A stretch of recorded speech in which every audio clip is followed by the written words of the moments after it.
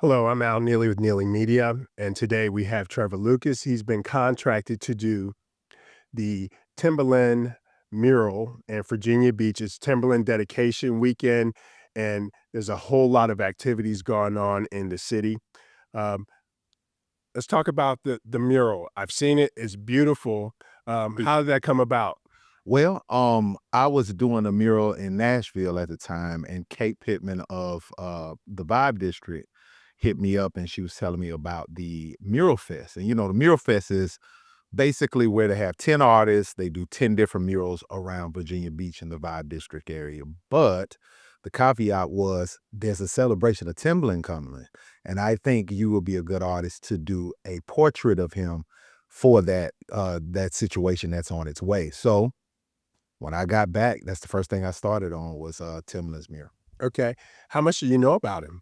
Oh, I know a lot about Timbaland. Okay, I mean, not personally, but, coming up, I would say, man, it was around 96, 97, when the Pony album, Ginuwine Pony album came out. yeah, I was in Louisiana, and I was, prepping to go to the military, and, it was a sound I had never heard before, so I became a fan, really, of the Timbaland sound because it was so unique.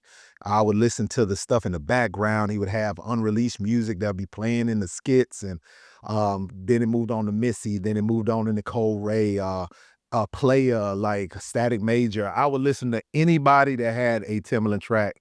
Sometimes I would just listen to his instrumentals. So I was a big fan early on. And then as things grew and as his career started to expand, it was just good to see it happen. And now it's good to be a part of celebrating him and giving him his flowers while he's here. yeah. So the mural, it took you, I think, 6 days to do. About 6.5 Is days. that a typical time frame for doing a mural? To be honest with you, it depends on the client and the situation. Okay. Sometimes, if there's an opportunity there Yeah. and the client offers it to you, you don't want to say no. I know I can pull it off. Let's get it going. So I ain't gonna say typical, but it happens. Okay.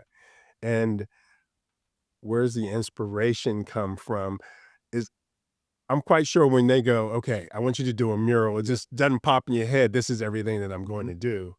Um, is it that it takes a while for you to develop the idea or the concept, or Honestly, man, sometimes the client will tell you exactly what they're looking for. But then sometimes they'll just give you an inspiration or they'll just let hey, this is the subject matter, go for it. So whenever this was a situation where, Timbaland, everybody knows Timbaland. But of course I wanted to get a little bit deeper into what he sees when he makes music. So in doing so, I'd listen to a little bit of Timbaland's music. I would kind of think back to certain things that influenced me, like the uniqueness of it all.